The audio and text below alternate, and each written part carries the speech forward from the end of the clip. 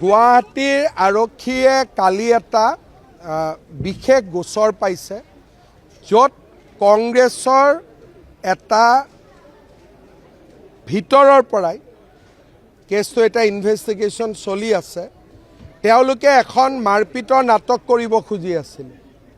যোৱাকালি আমি কালি ৰাতি মানুহ এজনো এৰেষ্ট হৈছে যোনে ষড়যন্ত্ৰ কৰিছিলে। 4-5 দিন পিছত আপোনালোকক আমি ভাল কৰি ক'ব পাৰিম। তাৰ পৰিপ্ৰেক্ষিততে আজি আমি সিকিউৰিটি অলপ বঢ়াই দিছোঁ, কাৰণ তেওঁলোকৰ ভিতৰৰ পৰাই চিম্পেথি ল'বৰ কাৰণে নাটক এখন কৰি আছিল।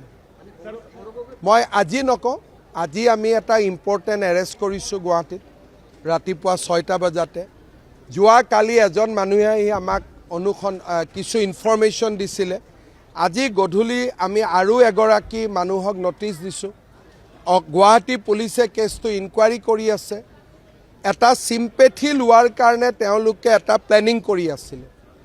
আমি ৰাইজক গোটেইখিনি ক'ম, 2-3 দিন লাগিব ইনকুৱাৰীটো কমপ্লিট কৰোঁতে। তাত কংগ্ৰেছৰে কিছুমান আজিকালি এটা পাৰ্টি আনিছে কংগ্ৰেছে। সেই পাৰ্টিটোৰ নাম হ'ল ইনক্লুচিভ মাইণ্ড।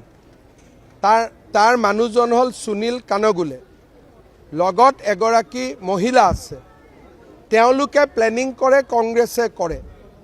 গতিকে এই প্লেনিং কৰা মানুহবিলাকৰ মাজৰ পৰাই এজনে আহি কালি গুৱাহাটী পুলিচক এটা কেছ দিছিলে যে এনেকুৱা এটা ঘটনা তেওঁলোকে প্লেনিং কৰি আছে। অসমীয়া হিচাপে মই ছাপোৰ্ট কৰিব টান পাইছোঁ, গতিকে আপোনালোকক মই গোচৰটো দিলোঁ। এতিয়া কেছটোৰ ইনকুৱাৰী চলি আছে।